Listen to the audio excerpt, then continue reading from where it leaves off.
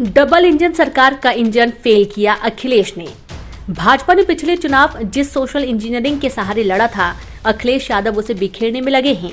जिस समीकरण ने भाजपा को सत्ता के शिखर तक पहुंचाया, उसकी दीवार अब दरकने लगी है। भाजपा के पिछड़ा वर्ग नेताओं की जिस तरह आमद सपा में हो रही है, उसने चुनावों की इबादत लिख दी है कि मनोवैज्ञानिक आधार पर अखिलेश यादव काफी आगे निकल चुके हैं। जिन दलों और नेताओं को भाजपा अपना बड़ा सहारा समझती थी, वह कुनबा बिखरना शुरू हो गया है। जी हाँ, हम बात कर रहे हैं स्वामी प्रसाद मौर्य की। पिछले चुनाव में वे बसपा से भाजपा में आए थे और पिछड़े और दलित वोटों को भाजपा की तरफ मोड़ने के मुख्य रणनीतिकार माने जाते थे। स्वामी प्रसाद अकेले नहीं गए, अपने साथ विधायकों की फौज लेकर जा रहे हैं। कुछ सांसद भी रास्ता तलाश रहे हैं। बीजेपी विधायक रोशन लाल वर्मा, दारा सिंह चौहान, धर्म सिंह सैनी, ब्रजेश प्रजापति ने भी इस्तीफा दे दिया।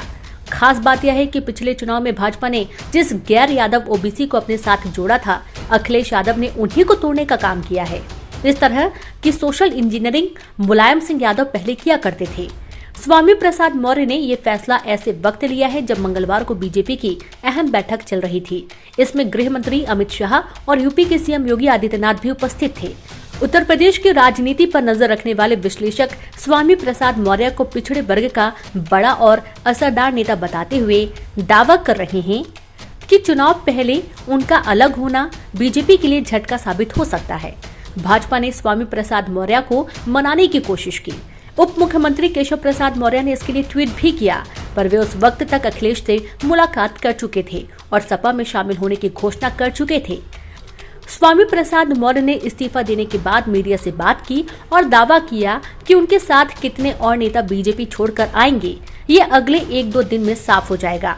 उन्होंने कहा, भारतीय जनता पार्टी की सरकार ने बहुतों को झटका दिया है। अगर मैं इस्तीफा देकर झटका दे रहा हूँ तो कौन सी नई बात है। मौर्य ने दावा किया, अभी दर्जनों विधायक आएंगे, आप आगे की वार और आगे की धार देखते रहिए। स्वामी प्रसाद पूर्वी उत्तर प्रदेश के नेता हैं, ठीक उसी तरह जैसे सुबह सपा के ओम प्रकाश राजभर, जो पहले ही अखिलेश यादव के साथ जा चुके हैं। भाजपा राजभर को भी मनाने की कोशिश कर रही है। इसी से समझ में आता है कि ओबीसी में उसकी पकड़ कितनी कमजोर हो चुकी है। भाजपा और सुबह सपा ने 2017 में गठबंधन से चुनाव लड़ा था। सुबह सपा को 8 सीट मिली थी, जिसमें से उसने 4 सीटें जीती थी। भाजपा ने सरकार बनने पर ओम प्रकाश राजभर को कैबिनेट मंत्री भी बनाया था, लेकिन 2019 के लोकसभा चुनाव से पहले सुबह सपा एनडीए से अलग हो गयी।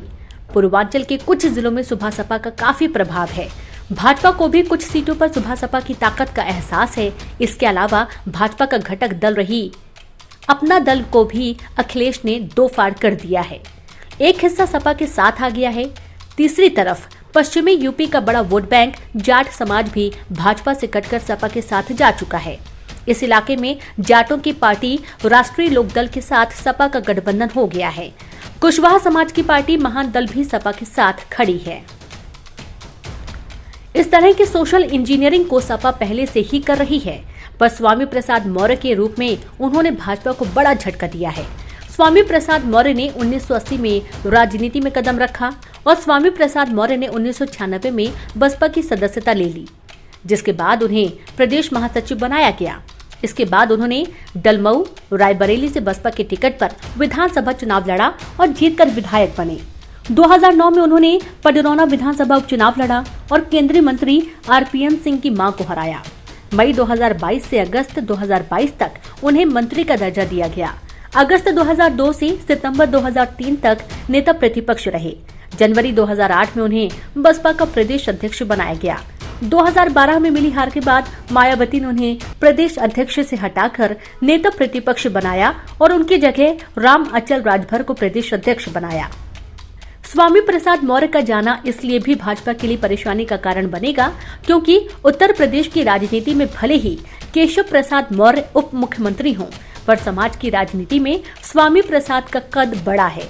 मौर्य समाज भाजपा से इसलिए भी नाराज है क्योंकि पिछले चुनाव में भाजपा ने केशव प्रसाद मौर्य के चेहरे को आगे किया था, बाद में सीएम बना दिया योगी आदित्यनाथ को। इसके बाद से ही यह समाज खुद को ठगा महसूस कर रहा था। दूसरी तरफ योगी की कार्यशैली भी पीएम नरेंद्र मोदी की है। वे सत्ता के सारे सूत्र अपने हाथ में रखना चाहते हैं, इसलिए निचले स्तर के नेताओं की सुनवाई उनके दरबार में नहीं है। अब भाजपा खराब परफॉर्मेंस के आधार पर लगभग 150 विधायकों की टिकट काटने की तैयारी कर रही है।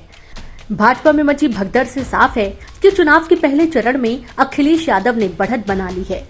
भले ही खबरिया चैनल भाजपा की सत्ता में वापसी दिखा रहे हों, पर राह उतनी आसान नजर नहीं आती।